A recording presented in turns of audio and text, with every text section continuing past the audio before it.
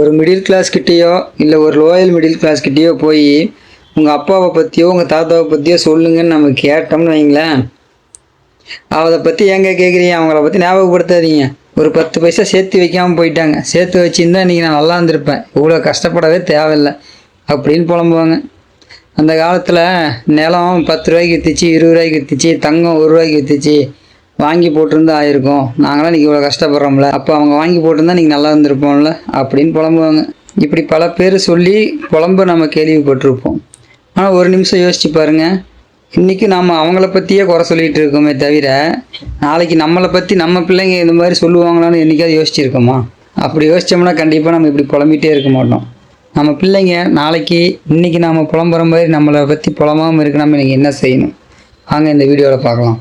அதுக்கு முன்னாடி இந்த வீடியோ பிடிச்சிருந்தா ஒரு லைக் பண்ணிட்டு ஒரு கமெண்ட் பண்ணுங்கள்.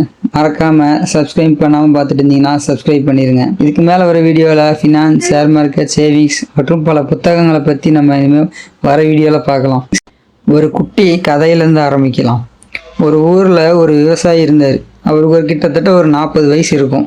அவர் வீட்டுக்கிட்ட இருக்கிற ஒரு சின்ன நிலத்துல ஒரு 40 தென்னங்கன்று வைக்கிறாரு. அப்போ அவரை பார்த்து பல பேரும், இந்த வயசில் தென்னங்கன்று வச்சு என்னடா போகிற, நீ அனுபவிக்கவா போகிற அப்படின்னு கேலி செஞ்சுக்கிட்டே இருந்தாங்க. காலங்கள் போச்சு, அதே மாதிரி கேலி கிண்டல்கள். ஆனாலும் அவரை அந்த தென்னங்கன்றுக்கு மறக்காமல் டெய்லியும் தண்ணி விடுறதுலேருந்து வெயில், மழை, காற்று இதெல்லாம் எதுவும் பார்க்காம அதை பராமரிச்சுட்டு வந்த காலங்கள் கடந்தது.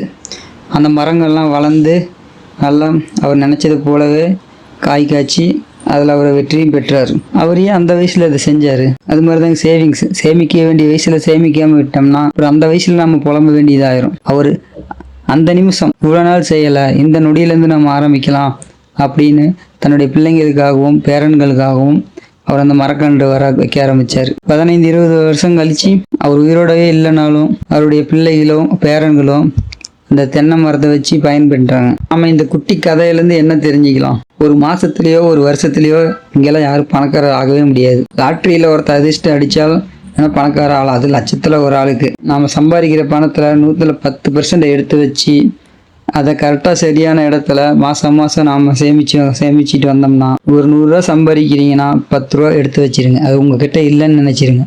90 ரூபா தான் உங்கள் சம்பளம். அதை வச்சு உங்கள் குடும்பத்தை எவ்வளோ நடத்த முடியுமோ அதை செய்யுங்க. உங்களுக்கு எங்கே நம்பிக்கை இருக்கோ அந்த இடத்துல நீங்கள் அதை சேமித்து வைக்கலாம். ஒரு போஸ்ட் ஆஃபீஸோ ஒரு ஆர்டியோ ஒரு மியூச்சுவல் ஃபண்டோ, உங்களுக்கு எங்கே நம்பிக்கையான இடமோ அங்கே நீ தாராளமாக சேமித்து வைக்கலாம். இதை நீங்கள் எப்படி அந்த விவசாயி 15 வருஷமாக அதுக்கு தண்ணி விட்டு கரெக்டாக அதை பராமரித்து வந்தாரோ அது மாதிரி தாங்க நீங்கள் எடுத்து வைக்கக்கூடிய 10% என்னானாலும் அது கை வைக்காமல் நீங்கள் கரெக்டாக அதை தொடர்ந்து வந்தீங்கனாலே 15-20 வருஷத்துக்கு அப்புறம் உங்கள் பிள்ளைங்க புலம்ப மாட்டாங்க, எங்கள் அப்பா எனக்கு எதுவுமே வைக்கலை அப்படின்னு. இப்போலாம் நிறைய பேர் வாங்குகிற சம்பளத்தில் வாடகைக்கும் ஒரு சாப்பாட்டுக்குமே சரியாக போயிடுது. இது எங்கேருந்துங்க நாங்கள் 10% எடுத்து வைக்கிறது அப்படின்னு புலம்புறது எனக்கு கேட்குது. ஆனால் இதுக்கு வேறு வழியாக இருக்கானா? இருக்குது. ஒரு குடும்பத்தில் ஒருத்தர் சம்பாதிக்கிறாங்கன்னா அது பத்தலைன்னா கண்டிப்பாக ஒரு கணவனோ மனைவியோ அவருக்கு உதவி செஞ்சு தான் ஆகணும், வேறு வழியே இல்லை. இப்போ இருக்கிற காலத்தில் ஏஐ வந்ததுனால இங்கே நிறையா வேலை வாய்ப்புகள் கொட்டி கிடக்குது. நம்ம வீட்டிலேருந்தே செய்கிற மாதிரியும் நிறைய வழிகள் இருக்குது. இங்கே ஒரே ஒரு விஷயம் என்னென்னா நம்ம அதை தேடணும். நம்ம எவ்வளோ இன்ஸ்டாகிராம், வாட்ஸ்அப்னு பார்த்து நேரத்தை நம்ம வேஸ்ட் பண்ணிகிட்டு இருக்கோம். அதை நல்லதுக்காக பாருங்கள். ஒரு நாளைக்கு 1/2 மணி நேரம் குறைஞ்சது உங்கள் தொழிலையோ அல்லது உங்களுக்கு ஏதாவது பார்ட் டைம் ஜாப் செய்யணும்னு நினச்சிங்கனாலோ அதை பற்றி தேடுங்க. ஒரு நாளைக்கு 1/2 மணி நேரம்னா ஒரு வருஷத்துக்கு எவ்வளோ நேரம் நினச்சி பாருங்கள். அவ்வளோ நேரம் உங்கள் வாழ்க்கையில் நீங்கள் இம்ப்ரூவ் ஆகிருப்பீங்க. கண்டிப்பாக உங்களுக்கு சம்பள உயர்வு வரும். பார்ட் டைம் ஜாப் ஏதாவது செஞ்சிங்களா சக்ஸஸ் ஆகும். இங்கே நீங்கள் எதை தேடுறீங்கிறத தான் இருக்குது. நம்ம யாராவது 2 பேர் பேசிகிட்டு இருந்தாலே அது சம்மந்தப்பட்ட வீடியோ உடனே நம்ம ஃபோனுக்கு வரும். எத்தனை பேர் நீங்கள் புரிஞ்சிருப்பீங்க?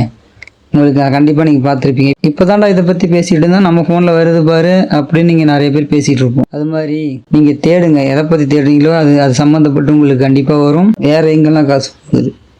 இங்கே நிறைய பேர் கெட்ட பழக்கம் இருக்கும். தேவையில்லாமல் ஏதாவது சப்ஸ்கிரைப் பண்ணி வச்சுருவாங்க, அதை பார்க்குறாங்களோ இல்லையோ, இல்லை வேறு ஏதாவது குடிப்பழக்கமோ இந்த மாதிரி கெட்ட பழக்கங்கள்லாம் இருக்கும். அதையெல்லாம் முடிஞ்ச அளவுக்கு கை விட்டுருங்க. ஏன்னா நீங்கள் புலம்புறப்ப உங்கள் பிள்ளைங்க புலம்பக்கூடாதுன்னா நாளைக்கு உங்கள் பிள்ளைங்களுக்காகவோ உங்கள் பேர பிள்ளைங்களுக்காகவோ யோசனை பண்ணுங்க. இனி அடுத்து வர வீடியோவில் எங்கே சேமிக்கலாம், எப்படி சேமிக்கலாம், எதில் முதலீடு பண்ணலாம், நிறைய புத்தகங்கள் பற்றி நம்ம வீடியோ பார்க்கலாம். மறக்காமல் நம்ம சேனலுக்கு சப்ஸ்கிரைப் பண்ணி வச்சுருங்க. இந்த வீடியோவுக்கு லைக் பண்ணுங்கள்.